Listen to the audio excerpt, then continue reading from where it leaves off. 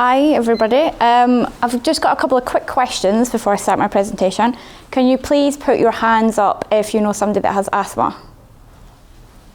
Okay, put your hands back down. Can you please put your hands up if you know somebody that's diabetic? Yep. Can you please put your hands up if you know somebody that has endometriosis? So my presentation today is about how I've used my PhD journey to design a complex intervention for women that have endometriosis and adenomyosis. So endometriosis costs the economy 8.2 billion on average a year. It takes 7.5 years to be diagnosed. It's as common as asthma and diabetes. It's a very painful condition. It's a condition where cells similar to the lining of the womb, but not the same as, are found in other organs in the body, and it can be found in any organ. Recently it's been found in eyeballs, brains, it can be found on the outside of your skin, your lungs, your liver, your kidneys, in a similar way that cancer can affect every other part of the body.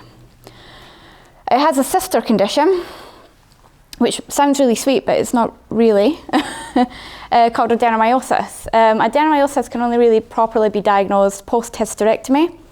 It's where the lining of the womb starts to grow into the muscle that surrounds the womb. It creates a very bulky, heavy womb. It can cause a lot of pain, a lot of heavy bleeding, and the best treatment for that is hysterectomy. So what are the symptoms? The problem is that both of these conditions have similar symptoms. They overlap. So if a woman has both of these conditions, it can be hard to determine which symptoms belong to which condition, because chronic pelvic pain is present in both. And this could be painful periods, but it could be constant pain as well.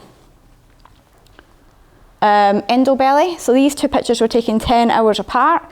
And one of the most cruelest part of this illness is that women who are infertile or who have had hysterectomies can appear to be pregnant. So you can look as much as 6 months pregnant, and you could not have kids and you could be unable to have children. Mobility. So if you live with chronic pain and it takes you 7.5 years to be diagnosed, you may then develop other painful symptoms, because women could have a frozen pelvis where all their internal organs are basically stuck together. Endotissue is very sticky. All the organs can be fused together, and it changes how you move and how you walk, and it causes other types of pain. Relationship impact. So it impacts on every relationship, from your employer, your romantic partner, your children, your friends. The financial cost is huge, 8.2 billion. That's mostly about healthcare costs and productivity, but you also have to think about the cost for self-management, including prescriptions. So not everybody gets free prescriptions. You can get a prepaid certificate, which lowers the cost, but women can be on several different types of pain relief. They will get their hormonal contraception free, but everything else they pay for. Isolation. So women with endo often have to cancel plans, have to call in sick, have to take sick leave from work, and they basically spend a lot of time either in bed or on the couch. And the cost of self-management and the effort involved in finding things at work and how to cope with these extremely painful and debilitating symptoms. So how can we as health psychologists help? So what I did was I did a systematic review which looked at all of the non-pharmacological, non-surgical interventions. So we excluded anything to do with surgery, hormones, pain relief. We looked at everything else. We wanted to understand the actual impact. So we found that in the research it shows that the woman's quality of life is impacted in a similar way as breast cancer. But we were like, but what does that mean in your day-to-day activities, in your daily life? Where are your needs and how is it impacted? What are the specific needs? So how can we as health psychologists help people meet their own needs or meet those needs for them? And then we're now in the middle of ethics submission for a feasibility trial for a complex intervention.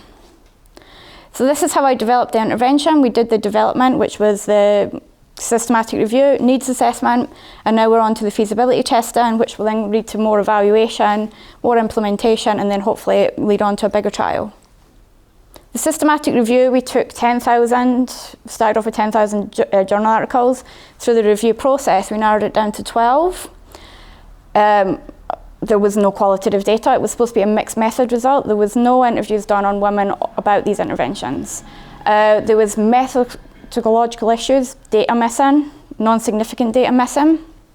There was you often find that psychologists will run interventions without a control group because it's part of their clinical treatment. So we found that mindfulness and acupuncture had the potential to be the most effective out of all the interventions we looked at. This was presented to the specialist clinical psychologist for an NHS trust who had found my review on Prospero, and she had just been put into post, and she was like, I don't understand this condition, I don't know what to do, can you please come and speak to me? So I did. I went down and I took her through all the results and advised her on how she should treat her patients. I also fed back to the Royal College of Obstetricians and Gynecologists, because their patient information sheet recommended homeopathy as a treatment, even though there was no evidence base for this recommendation. And they changed their patient information leaflet. The needs assessment, we used photo voice, which is a research method that uses images and captions to capture the needs and coping strategies of this population. And the needs were massive. The ultrasound picture there, one woman waited 8 months just to get ultrasound results. That's not treatment, that's just the results of the scan. By the time she got the results, she had to have another scan done.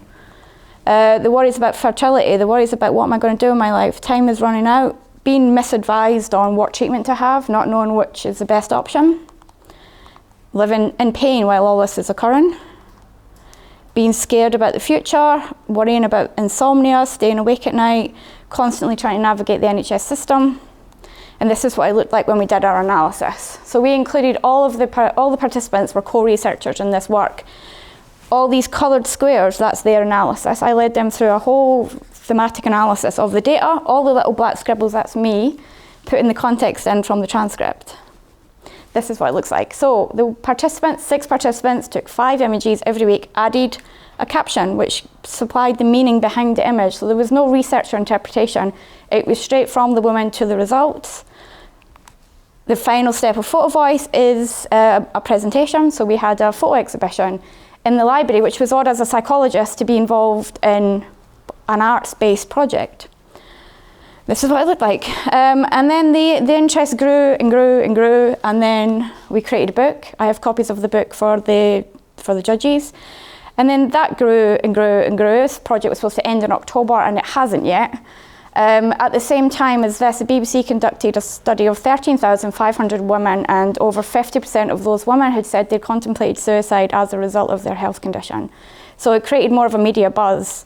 At the same time, we were releasing the results of our study, and the results mirrored each other. They might have the quantitative large data, but we have the qualitative information.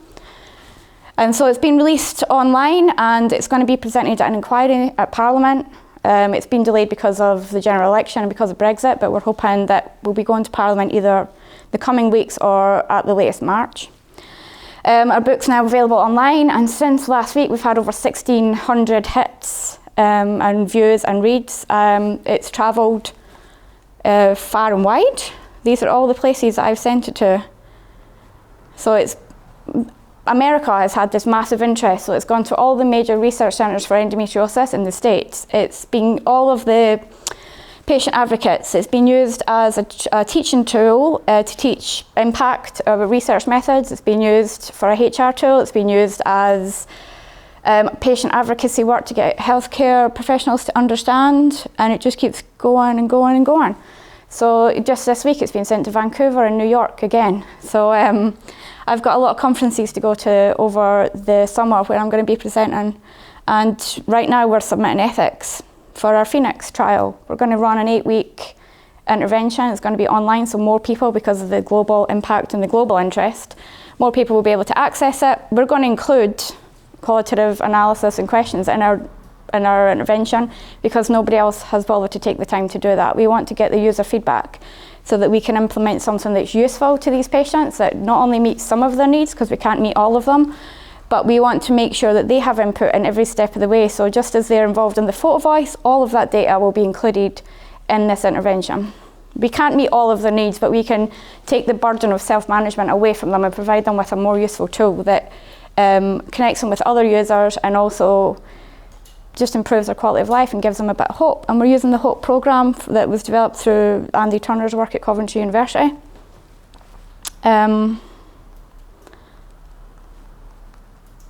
This is where you can find our book. So that's our online link. This is last night I was at the support group in Leamington handing out copies.